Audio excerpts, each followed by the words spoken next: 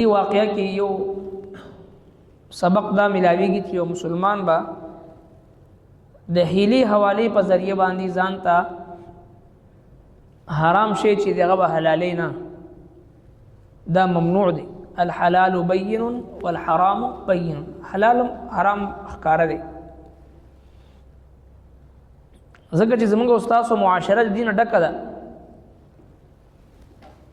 سود ته چې دی نو منافع نوم کې ښودلی شي، رشوت ته چې دی نو تحفه او ګفت نوم کې ښودلی شي، او دغه شان مختلف حرام شیزونو ته مختلف نومونه بدل کړي شي، شراب ته بیر ویل شي، نومونه بدل کړي شي. او حدیث پاک کې نبی کریم صلی الله علیه وسلم د قرب قیامت دا علامات هم ذکر کړي دي چې حرام شیزونه به استعمالیږي، نومونه به ته بدلولی شي.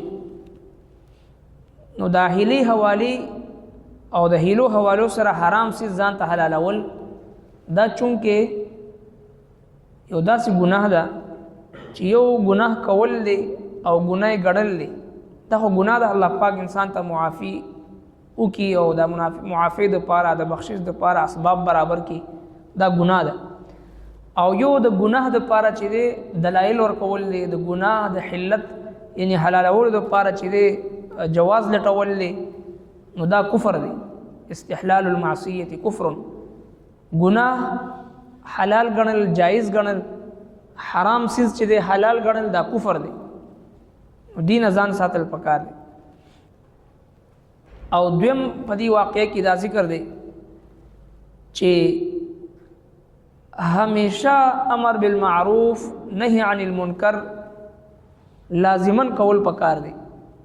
هر مسلمان باندې دا لازم دی، فرض دی چې امر بالمعروف نهی عن المنکر بکې، ځکه دا د قرآن کریم حکم دی او یو نه بے شمار آیتونه په دې باندې چې دی هغه موجود دي. نو لہذا په دې کې هم درې قسمه ډلې جوړې شوې دغه خلکو. یو هغه خلکو چې هغوی په دې ګناه کې مبتلا و، حلو حوالو سره چې دی د بیان ښکار کو، د الله تبارک وتعالی حکم ماتو. او دویم هغه خلکو چې ابتداء دوی ته وی چې مکوئ، چې کله دوی ونه منل نو هغه یو طرف ته شو، بس خاموشي اختیار کړه، ساکتین. رومبي فاسقین، دویم ساکتین، خاموش پاتې شو.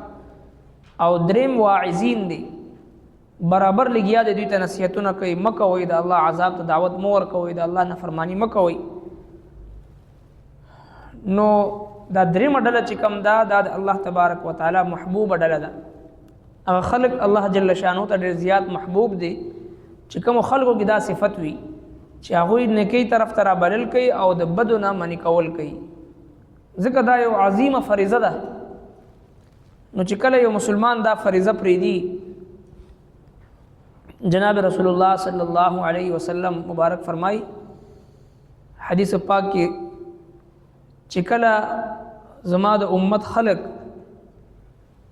دنیا چې دی د ټولو نه مقدم ګڼل شروع کی، نو دوی با د دین چې کوم عظمت دی، هیبت دی، د هغې نه به محروم شي. او چې کله دوی امر بالمعروف نهی عن المنکر پرېږدي، نو د وحی چې کوم برکات دی د هغې نه محروم شي. او چې کله دوی په خپل منځ کې یو بل ته کنزل وینا شروع کی، بدرد ویل شروع کی، د الله تبارک وتعالی د نظر نه به وغورځېږي. دا حدیث پاک مخې ته کېدو، خپل معاشرې باندې نظر واچو. دوه جهانو سردار مبارک فرمایل چې کله زما امت دنیا ته فوقیت ورکول، دنیا ته اهمیت ورکول ډېر زیات کی، او هر څیز ته په دنیا ته چې په هر څیز باندې فوقیت ورکي، نو دوی به د دین چې کوم عظمت دی، هیبت دی، هغې نه به محروم شي. او دغه شان چې کله دوی امر بالمعروف نهی عن المنکر پرېږدي، د وحی چې کوم برکات دی، د قرآن چې کوم برکات دی، د هغې نه به محروم شي. او چې کله دوی خپلو کې یو بل ته کنزل وینا، بدرد ویل شروع کی، د الله جل شانه په نظر کې به وغورځېږي. نو چونکې بل حدیث پاک کې د الله محبوب پیغمبر فرمایي چې کله تاسو امر بالمعروف نهی عن المنکر پرېږدئ، نو بیا به ستاسو صلحا او نیکان خلق به دعاګانې کوي، دعاګانې به هم نه قبلیږي. نو لہذا د الله تبارک وتعالی په حضور کې د دعاګانو د قبولیت دپاره دا هم شرط دی چې هر مسلمان به نیکی طرف ته برابرل کوي، د بدو نه منع کول به کوي. ځکه چې کله یو مسلمان کې دا صفت موجود وي چې هغه نیکی طرف ته رابلي، د بدو نه منع کول کوي، نو دا د الله تبارک وتعالی نماینده ده. د ده شاته د الله جل شانه لاس دی. څرنګه چې د یو ادارې او د غټ نه غټ ادارې کس چې وي هغه عمره د هغه صلاحیت وي، د هغه زور وي، د هغه اثر وي، دغه شان چې کله یو مسلمان د الله دین طرف ته خلق رابلي، د ده شاته د الله تبارک وتعالی لاس وي، د الله مدد ورسره وي، د الله نصرت ورسره وي. مونږ او تاسو د قرآن کریم صورت بار بار لولو، والعصر ان الانسان لفی خسر. ټول انسانان په خساره کې دي، انسانیت نوم انسانیت په خساره کې دي. خو څلور کسان داسې دي چې هغوی دې خسران نه بچ دي. هغه څوک دی؟ الا الذین آمنوا وعملوا الصالحات، چا ایمان وروړو نیک عمل وکړو.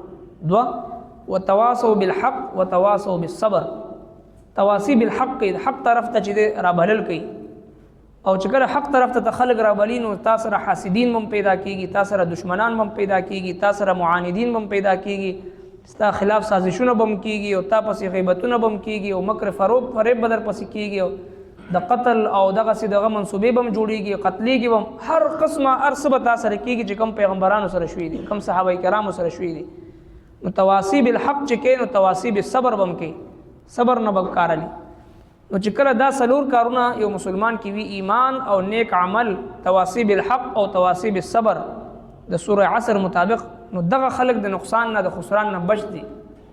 نو لہذا چې کله یو مسلمان کې دا صفت موجود وي چې دا نیکی طرف ته خلق رابلي، د ګناه نه منع کوي، نو د شاته د الله تبارک وتعالی لاس وي، د الله جل شانه مدد او نصرت د سره وي. چې کوم ځای کې وي دا د الله جل شانه په خاصو بندگانو کې وي. قل هذه سبیلی ادعو الی الله علی بصیرة انا ومن اتبعنی. نبی علیہ السلام فرمای رب کائنات ورته وایي زما محبوب پیغمبر دوی ته ووایه دا زما مشن دی، دا زما کار دی چې د الله طرف ته به خلق رابلم په حکمت او بصیرت سره، او انا ومن اتبعنی زه هم دا کار کوم، او قیامت پورې زما چې کوم تابعدار خلق وي دا غوی هم دا کار وي چې نیکی طرف ته به خلق رابلي، د ګناه نه به خلق منع کوي. نو چې کله اجتماعي طور باندې امت د امر بالمعروف نهي عن المنکر پرېږدي نو په دې باندې الله عذاب بیا راځي. نو لہذا الله تبارک وتعالی دغه بنی اسرائیلو کې دغه خلقو ذکر فرمایل چې دوی وي منګه وعظ نصیحت دوی ته ذکر کو، قالوا معذرة الى ربکم ولعلهم يتقون. چې قیامت پر ورځ باندې د الله جل شانه په حضور کې مونږه معذرت خپل پیش کول شي، زموږ په مخ کې د الله حکم ماتېدو مونږه دې منې کولو دپاره خپل کردار ادا کړو.